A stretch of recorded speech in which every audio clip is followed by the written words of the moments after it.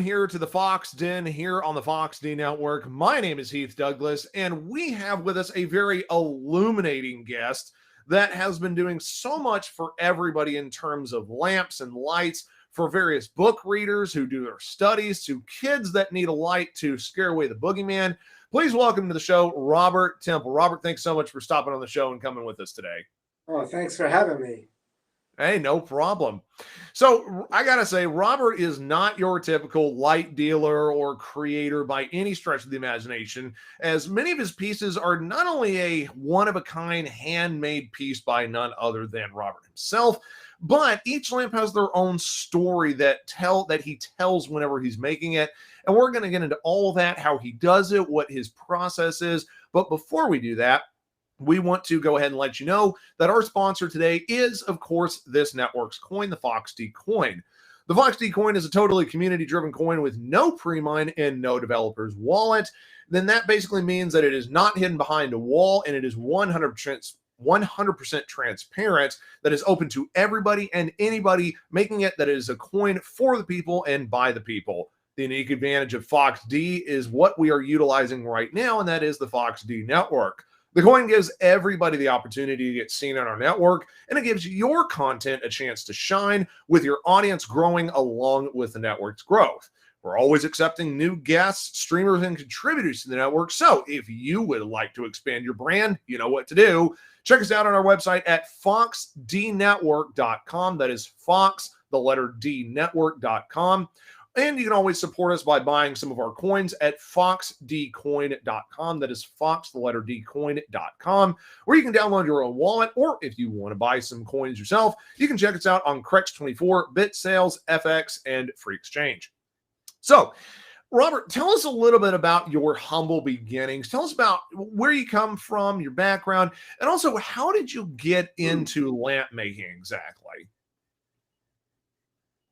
Okay, there's probably a short story and a long story, but the humble background is I grew up in New Jersey, Fair Lawn, New Jersey, little town, North Jersey by the George Washington Bridge. And my father was a plumber, and so he was a very practical guy. And I think the practical part of him and the artistic side of my mother combined to form the person I am, which is a mixture of both practical and artistic.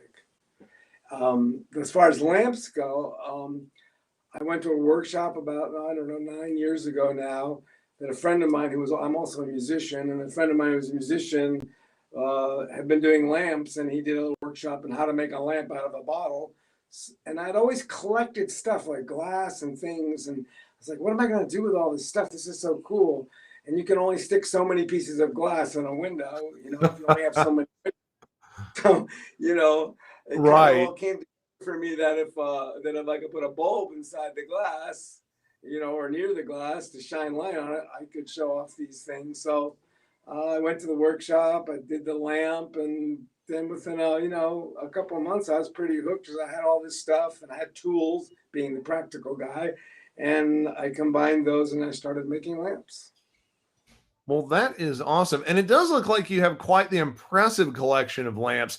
How long have you been doing it? Because as many lamps as you have, it seems like you've been doing this for many, many years. How long have you been doing it? And from the time that you started doing it to how you did now, what is your perfection of craft? How did you get better? What have you done to teach yourself to get better?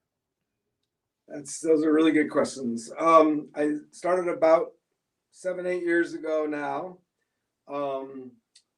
I started out making some simpler things. I have these bottle lamps. Here, hand me one of those bottle lamps. Oh, they're plugged in. You can't hear them today. Like I took these nice blue bottles and I made a lamp out of it. This guy, for instance. Wow, beautiful. Many people make a bottle lamp and they just drill a hole in the side, but I wanted it to be weighted so it wouldn't fall over too easy.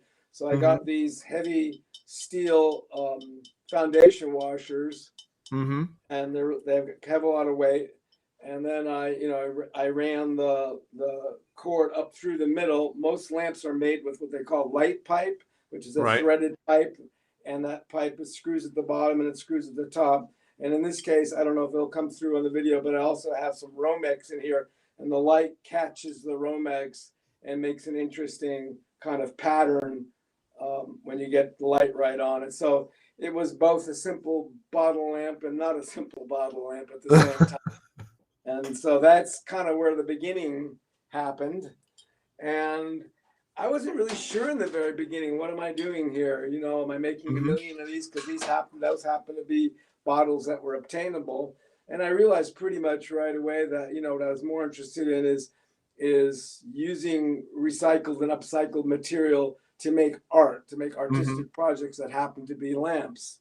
And so I made a number of these blue ones, and then I made a few other more simple things. And then I just started just developing my art and my craft. And, you know, things that I made 7 years ago that are pretty good. I look at them as pretty good now, but I feel like the things that I make now, I've developed the art, both in terms of how I use color and how I use shape. You know, it's like really important to me now, much more demanding of myself. I can't, in the beginning, I could throw 5 pieces together and say, wow, that's really cool. That's a lamp. But now, you know, now I really am demanding of myself that I really, every piece has just really got to work. Right. Well, and one of the things about, and I think it's fantastic, you know, you using these different recyclables and stuff. And I think a lot of people might ask when it does come to doing lamp making, and especially with art making, is what made you want to specifically do this recycling side of it and not do more like traditional stuff, like using a kiln and a fire and clay? Like what made you want to stick with doing more of the recyclables than going down a more traditional path? I think some of that is, you know, the practical side that I mentioned coming from my father, the guy who would put epoxy on his shoes to fix them, you know, rather than go out and buy a new pair of shoes. And some of it is just how I feel about society, that we have a lot of waste, and if we can use things over, we should, you know, we should do our best to do that. And also I see beauty in things. Like sometimes people bring me some old lamp and said, you want this? Can you use this? I know you make lamps. I'm like, oh, that's the ugliest lamp I ever see. But there's one piece on there that I really, really like. So, you know, I will take the lamp, I'll tear it apart, and I'll take that one piece, and then it'll become part of another lamp. Because my style is pretty eclectic. You know, there's modernism in my style. There's some vintage in my style, but there's no one thing I do. You know, I just really make things that move me, and I hope will move other people. Well, that's awesome. And, you know, and you Did I do answer your mention question? about, I'm sorry? Oh, well, my next question was in terms of, you know, you Oh, I talk just about asked if I answered the question. oh, yes. No, you did. Yes. And I think that's awesome that you're doing a lot of these recyclables. Okay. And one of the things about like with the recyclable thing, like you touched on, is I think that's awesome that what most people would consider trash art, you know, has been a very big market. You know, it's been a very blooming market in the past couple of years. And, you know, with that, have you seen a lot of success with even yourself of doing, I guess, you know, trash art with your types of lamps, or how have you seen that grow over time?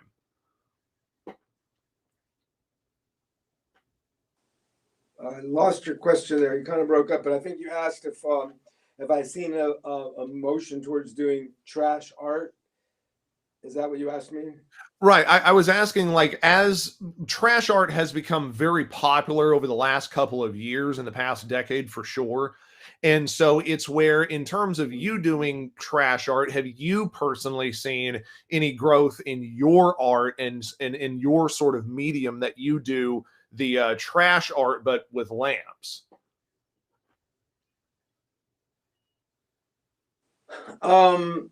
Honestly, I will use anything. I mean, I will go to stores that sell, you know, stuff that's used, and I will pick things off the sidewalk. Um, if something strikes me as being a possible candidate for artistic reinterpretation, I will grab it, stick it in my garage, try to get it organized, glass here, metal here, maybe by color a little bit. I've got drawers that are color coded for smaller pieces, and yeah, and I will use them. And yeah, that's kind of what I do. I mean, I see a piece that I think is that is really cool, like this piece here, this glass top piece, and I probably tried 30 different interim pieces. I had this and I had this, and I just kept trying things in the middle, and nothing looked right until I found this piece here, and made a nice kind of mood light. So the other thing I do that's kind of interesting is I put lights inside of lamps, battery operated little LEDs, and that makes a really nice texture to add. You know, you've got the regular light, and then you can flip on the little inside light and have a nice texture. Well, that's awesome. And you talk about you use really any sort of material. Do you normally stick to the same maybe 5 or 6 things? Like, do you only use like glass, paper, plastic, or do you really like to go out there and be like, hey, if it's made of epoxy, cement, whatever I can put together, I'll use it? I think there's a continuity in what I do. I mean, I think that metal, glass, ceramic are probably the main things I use, but you know, I've got a pair of lamps down here that the base was the top of some old speaker stands, and then there's a trivet on top of that, and then there's a an old ashtray on top of that upside down, and then there's egg cups stacked, and yeah, that's this little puppy here.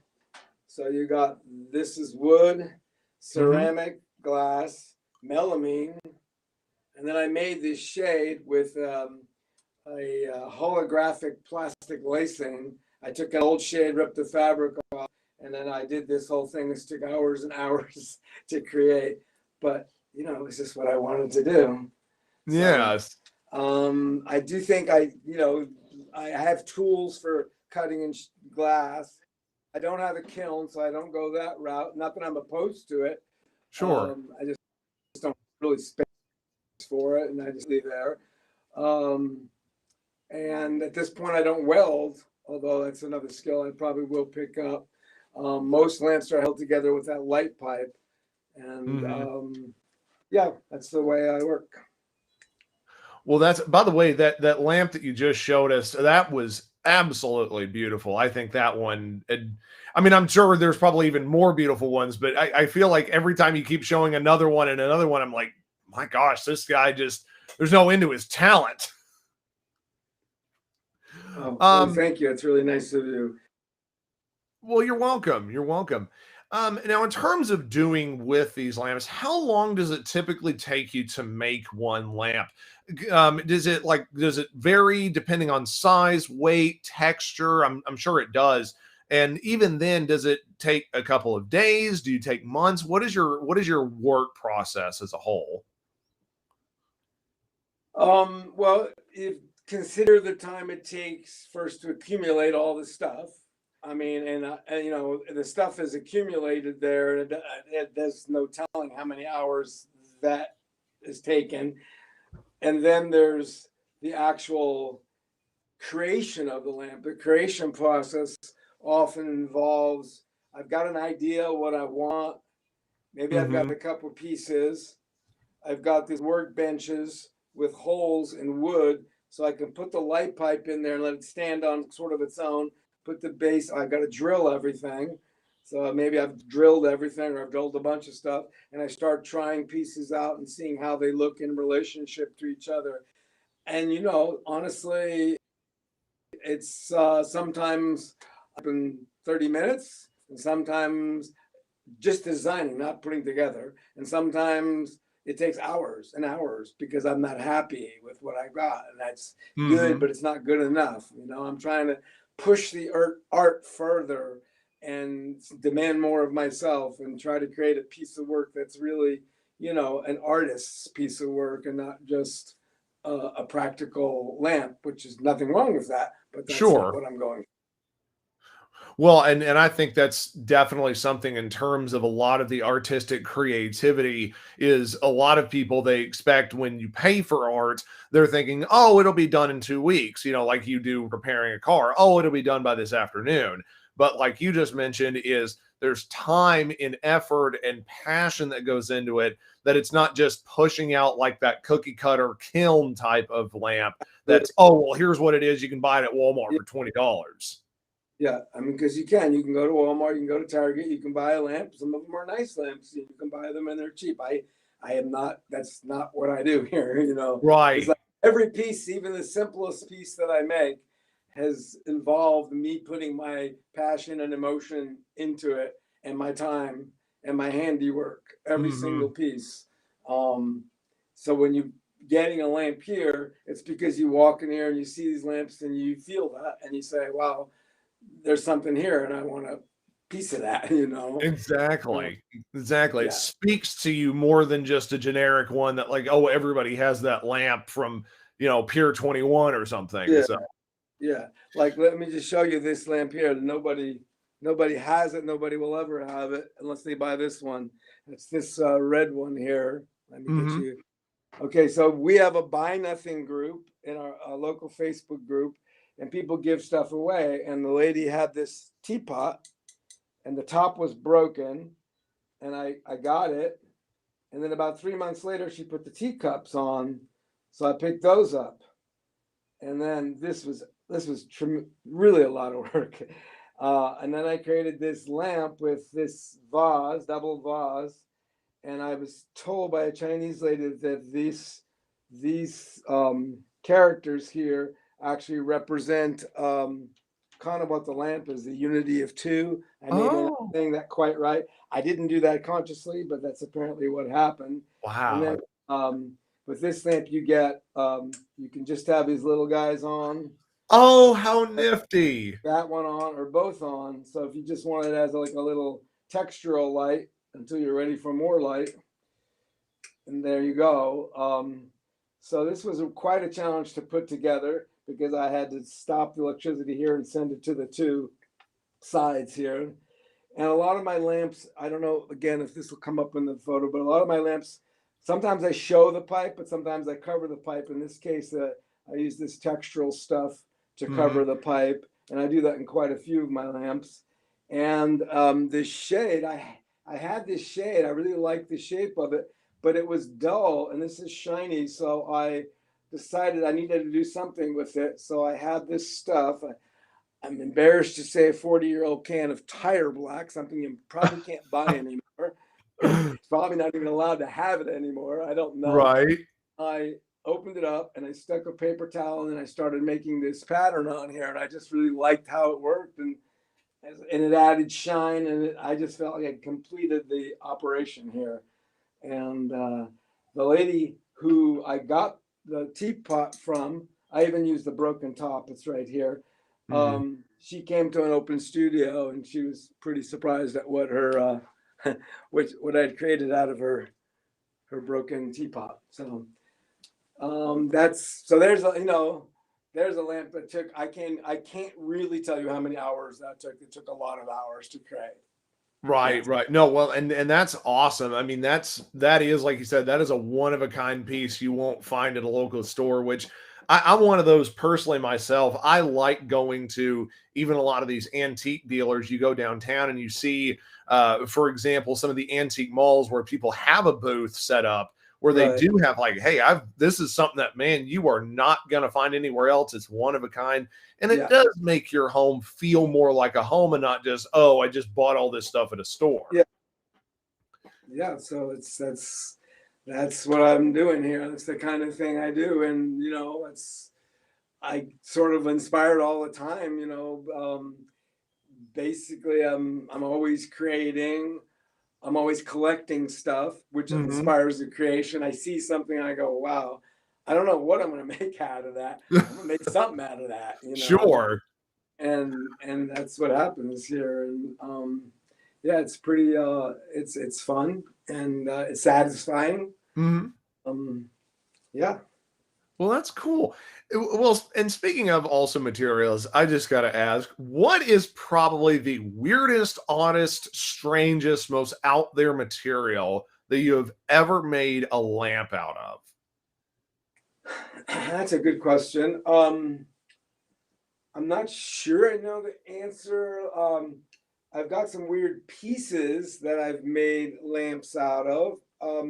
I did have one. It was a peacock, and it was a resin and metal.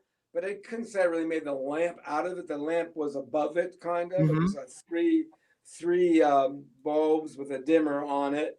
Right. But that was an unusual piece. I'll show you another unusual piece here.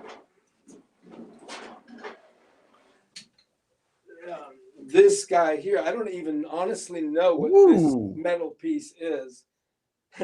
This has like two guys pushing against each other in wheels. Oh, I can also show you how the inside light works here if this guy goes on. So there's an inside light. Wow. So I call this the blue tube. This was a flower vase. And there's this weird bottom. I had to find a way to make this mountable. And then there's like an ashtray and some other lamp part and some other brass part. And Mhm. then again, one of these funny shades I made. This is the first one I think I made of this kind of material, the holographic plastic lacing. So, but honestly, that's one of the weirdest things I've ever made a lamp from. I don't know what this is. Nobody who's seen it knows what this is. We like it. We just don't know what it is. Well, it goes back to the unique part. That is I like that light up effect that you had inside that little tube. That is very, very cool. I like Oh, it. thanks. Yeah. So what else? I'm looking around to see. I mean, there's just so many weird things in here. The Um, gears. s- The gears. oh yeah, the industrial one. Yeah. Yeah, I not really. I wouldn't call my work industrial, but then Mhm. over here we have. Let's see if I can.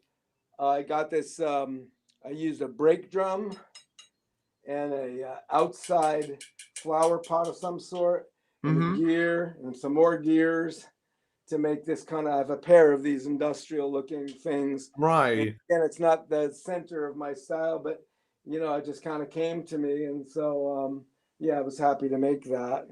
So I think it's eclectic is definitely what. Here's one more thing that's kind of weird things. I think the same lady I got those outdoor pots. She does flower arrangements. I made this. I'm looking to try to get this floor lamp. This is the first floor lamp I made from scratch. I had worked on some floor lamps, and this crazy floor lamp. I don't have the angle quite right. Right here, totally made from scratch, and it's pretty cool. That is incredible. I love the gold feature that it has on that little ball there. That's really nifty. Yeah, I got. I ordered. I do order things. I ordered these copper sockets to Mhm. match it, and then this is glass, but this lower one is an acrylic, but it's a really nice acrylic teal color. And then this is glass, and then I've got teal inside of there. So when you see this with light behind it, just a slight vein of teal comes through here too. So yeah, that's the kind of thing that happens here. And then I'd like to show you maybe a little bit of what I call the broken series. That's where I make things from broken parts. Either the Mhm. broke when I was working on them or were broken. So this lamp here is a lot of broken parts. It's completely broken, chipped, broken glass in here, little breakdown there, but I think a nice piece of art, and it's made with all broken things or many broken things. Sure.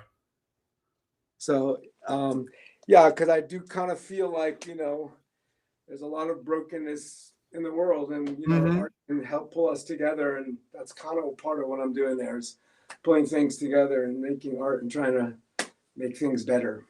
Well, that is an awesome analogy, even for the art. That is really cool. I like it. Now, I also want to bring up too with your website as well is you also do sell your art. Obviously, someone's got to pay the bills, right? And you do show off a lot of your amazing art pieces for the folks to be able to buy and purchase. So, in terms of with a lot of these lamps, what do you charge people per lamp? Is that just based on per lamp? Is it based on, do you have a set price? Or what do you normally charge per one of these lamps? Every if you look on the Etsy site, every lamp is different. I mean, basically I take into account the materials and the time it took it to put together, and then I add something for what I consider artistic value because I'm Hmm. critical of my own work, and I feel like some pieces of work are just artistically higher than others. So, Right. lamps basically run the cheapest is 75 on up to about $500. Yeah, Wow. lamps 500. Um, some things are more like, smaller things that are Right. some older things. The bottle lamps are 75. I don't know. That doesn't even reflect how much work went into them, but I've had them for a while and I've sold some. But so yeah, it's just a range, and it's just, I think all artists have a, difficult Mhm. time pricing their art. And like I feel like the way I price my art, it's it's not Target, but it's affordable. Mhm. It's affordable to Sure. people who want a piece of that in their house. It's like, I mean, Yes. I'm not a wealthy person, and the people who buy the stuff that I sell so far are not wealthy people. So um, it's I try to make it in a way that I can get paid a certain amount for the art, a decent amount, and people can have the art. Yes, exactly. And I think that is something too, like you talk about, is with the art that you put into it, because it's handmade, because there's the story behind it, is you almost can't put really a price on it. I mean, I would definitely love to buy one of your lamps and be able to say, like, if someone asked me about it, well, I actually got this from a very famous artist. It's about $50,000. Kind of make the one of those things like, oh, it's a Picasso, it's a Yeah. Rembrandt, it's a Da Vinci. So I mean, it's like, some people would argue, some people have argued that, if you took some of these pieces to where people have a really lot of money, you could charge more for them. And that's nice. But, I live in Oakland, and, you know, I'm happy to make things for the general community around where I live. right.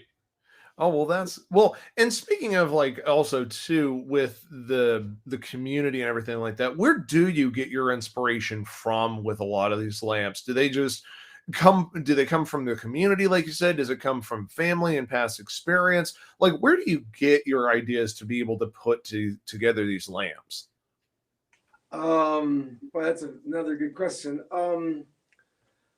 I kind of feel like, I've been an artist all my life on one level or another, whether it was Mhm. writing poetry or writing music. I mean, I am a songwriter, and putting together a lamp is a little bit like putting together a song, Sure. and with different pieces, and you're putting them together and you're trying to come up with something that's greater than the individual pieces. I mean, I have a lot of life experience. I've worked a lot of places. I feel like all my life experience kind of has come together to, create this person who sees things a certain way and, tries to make art out of it, basically. Right, right. And when you do a lot of your art pieces, as well as anybody else would, is I do think there is a lot of that stuff that you are putting that time and effort of not just putting it together, but you also are putting a piece of yourself into it. And there is that little bit of experience of, like you talked about, your father. You put a little bit of that into, man, this reminds me of my dad. This reminds me of where I went to school and that sort of thing. And so you're telling the person that buys your lamp, hey, yes, this is for you, but it's also, you're also taking a little piece of me with this art to show them, hey, this Absolutely. is my experience as Yeah. well. Sometimes you can't tell. Maybe you walked into a house when you're 8 years old and you saw something and it affected you and you don't remember it specifically, but it struck a certain emotion in you, a color combination, a shape combination. And now, here zillions of years later, I'm making something and I'm connecting to that. And I may not be consciously connecting to that, Sure. but I'm connecting to that and it's showing up in the art. Yeah. Yeah, no, and you do make a good point about that. Is there's always something within our lives that whatever we go through at childhood, teenager, even through adulthood, is there is going to be something that would connect us. And I don't think anybody could find within any of your pieces of lamps that there's going to be something that they're going to, be drawn to that say, hey, that does remind me, Yeah. like with those teacups. Is there's going to be something, man, I remember my grandmother, she did this, and this. And so it does help people connect Yeah. more to that object than again just some generic one-off thing that you buy at a big box store. Yeah. I mean, it's like it always I mean, maybe I shouldn't be surprised, but I mean, my father was from the Depression. That's Mhm. part of what affected me. So I come from a generation that is it's like money is like, you got to be careful with money. Mhm. And yet sometimes I have people walking here, young people, and they just walk up to a lamp and they go, "Oh, I really like that. Here's my card." Um, Oh, really? sometimes, and I'm like, maybe I shouldn't be surprised, and I'm always kind of surprised because I've never been in that position, that I could just walk in and say, yeah, I want this $350 lamp, and I want it now. You Mhm. know, like talking, thinking, arguing with myself, just a different, somewhat it's just generational, and Mhm. none of these people seem like they're particularly wealthy, that maybe Mhm. they're making a decent income, but they're not wealthy. Sure. Anyway, I'm sometimes pleasantly surprised when people do that, you know. So, yeah, that's, Well, and also with your creativity, I think all creators, be it writers, musicians, whatever you want in the world of art, there does come that moment when there's some sort of writer's block, or I guess in your terms, maybe an artist block. What happens, or how often do you get at least that artist block? And when it does happen, how do you push through that to continue making the art that you're doing with these lamps? well, I would like that to apply that to my songwriting right now, where the real artist block is. Uh, right now, with the lamps, I'm thinking about. So far, I don't think I've had a period where I was like, "Oh, I can't make anything. I don't know what I'm gonna do." Mhm. I haven't had that. I think it's been more like maybe on a certain piece. Right. I'm looking at it, I'm going, yeah, good, not great, not sure what to do with it. Mhm. A couple times I think I've started to create something and I tore it down and decided it wasn't really that good. Right. You know, so far I probably haven't reached the stage of where I walk down into the workshop and I go, oh, there's nothing I'm gonna make with all this stuff I've collected. If you saw how much stuff was down there, you'd understand. There's a lot of Right. inspiration down there. My wife said to me, "You can't put another thing in that garage," and I was like, "Don't challenge me," because I did and I do. Um, at the same time, she also sometimes is like, yeah, that person on the Buy Nothing group put that on. You should probably go get that. It's a um, blessing and a curse sometimes to be married. One moment your wife's giving you tons of inspiration, the next she's telling you cut it off. It's time yeah. to get rid of this junk. Well, it is. It's terribly crowded down there, and I know where most everything is, and I do forget where some things are. Sometimes, Mhm. I mean, short of doing an entire redo, I literally will, walk around looking in various corners and drawers to remember. I mean, I know what's supposed to be in there, but there's a piece I forgot about. And I'm Right. like, oh my God, look at that amazing piece of glass. I got to do something with that. Or maybe that really fits what I'm working on. And that happens to me. If I had a really huge, 24-foot workspace, garage or something, I could probably have shelves down both walls and have everything super For organized. sure. Space, though. I mean, I'm lucky to have the space I have. Um, I'm fortunate to have this house, and Yes, it, yes. the ability to have music space, living space, workspace and even this little showroom here.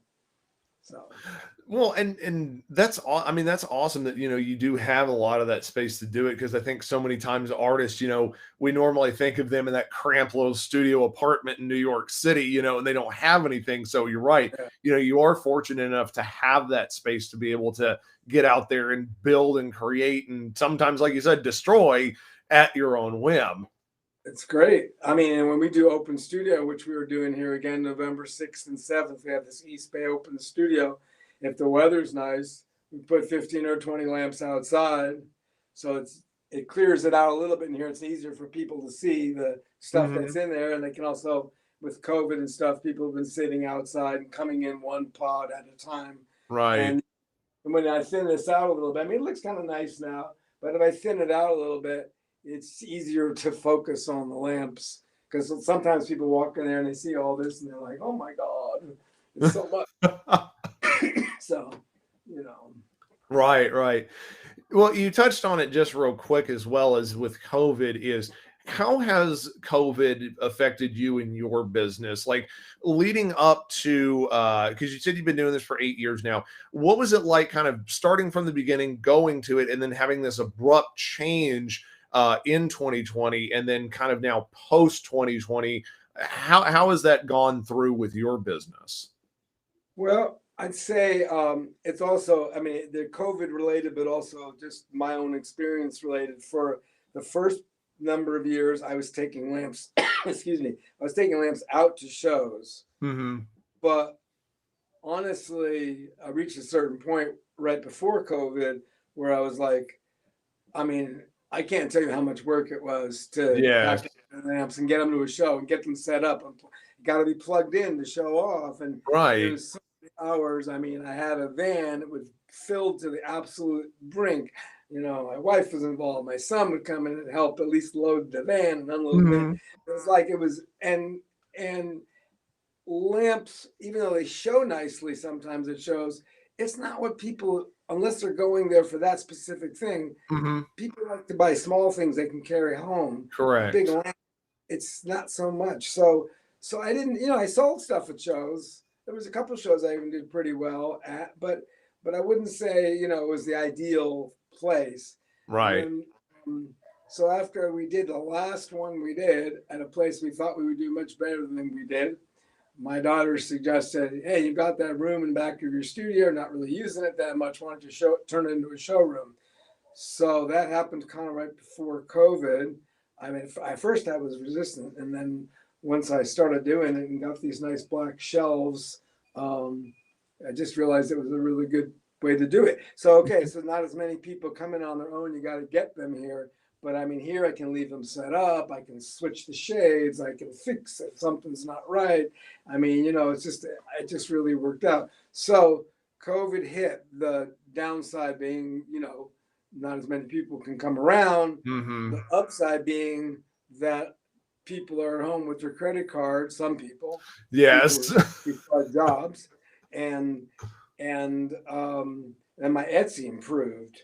Now it may be partially because with Etsy, once you get a review or two, people start to take you more seriously. Correct. Like if you don't have any reviews, people are like, "Oh, that was pretty cool," but who's bought this? How do I know Right. it's any good? But when you get some reviews, I've got some reviews now, nice reviews. Then people start to take it seriously. So I went through a period last year with COVID where I sold a chunk. I don't know. Hmm. Maybe I sold. It's not like a million, but it's maybe I sold. I don't know, 4 to 6 in a 6 month period, which was a lot more than I'd ever sold before that. Wow. And not just the smallest ones either. So then I had to deal with shipping. I thought I knew how to pack. That's another whole story about how some lamps broke and I had to redo it anyway. But Right, right. yeah, it was like, lamps don't ship that easily, and they don't ship cheaply. No, gosh, Yeah, no. Well, with all that packing to make sure that it doesn't yeah, break and bend and all yeah, that sort of stuff. yeah. So back in last November, we did the East Bay Open Studio, like with some lamps out, some lamps in, and masks in, and we had a pretty good weekend in November. Um, and But in June, we had our best open studio because it was like I think I sold 11 lamps over the weekend, Saturday and Sunday. Nice. For me, that's a lot. Yes. And pretty much almost all, except for one, to people we didn't know. Before we'd sold a mix to, maybe half and half, people we knew, people we didn't know. But that particular weekend, so I think people were at that point, and to answer your reference to your question, they were sort of chomping at the bit. It's like Mhm. it was June, it was a year and 3 months after the thing started. Things were a little bit better. People were coming around and wanting to see art and wanting to buy some of it. So Nice, I'm nice. hoping this November we do well also. So Well, and I hope you do too. I mean, I hope you have an amazingly successful lamp selling business and, really being able to see because I'm one of those, I'm pro small business. So it is one of those things where when you do see somebody like yourself starting to grow and expand, and again, like you're talking about having the unique pieces that nobody else has, it does kind of give you that advantage of being able to say, hey, I got something from somebody. I helped pay for their home. I helped pay for their daughter's ballet recital, whatever it is. So yeah. I mean, I really do hope that you do, blast off in 2022 coming up in the next year. Well, thank you so much. I appreciate that. You're welcome. You're welcome. I guess one last thing, also too, before we go, is a lot of artists in many cases do end up getting bitten by the success bug, as it were, and they kind of let themselves go in terms of, oh my gosh, I got to start making more pieces and I got to start setting up a business and making millionaire. Have you ever had that where you started maybe at some point, maybe thinking, oh man, I'm going to get so big, and maybe the quality of your work started to go behind the scenes, or have you always been consistent and no, I know what I'm making, I know who I'm making this for, and it's going to be the small town business, as it were? Good questions. I think right in the beginning, as I had mentioned, I wasn't sure what I was going to do. I started with those blue bottles, and I thought, Hmm. oh, I can make these. People said, well, that's the color gold and blue. That's the color at the Cal campus. You could make, hundreds of these. And Right. well, just practically, I didn't really want to make hundreds of those, but also it helped me focus myself because as I was guiding into it, I realized that what was really the most important for me was Mhm. to make art and have my hands on the art and have that art represent, my feelings and myself. So yeah, I don't look around and go, I want to make 1,000 of these. I mean, that's not really what I do. I just Right. stuff with the things I have or the things I find, and I try to make it, to the highest standard I can, with as much artistic integrity as I can. Right.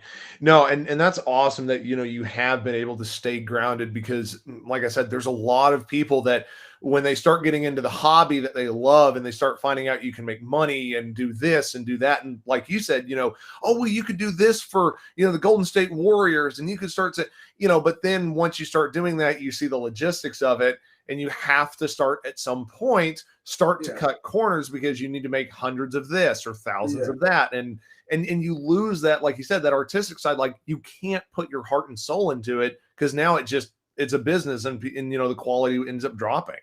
yeah. And I think, in my case, to be honest, if I was, a lot younger, Hmm. I probably would be more motivated in that way. I'm not sure Right. what I would do differently, but I mean, there would be more pressure on me.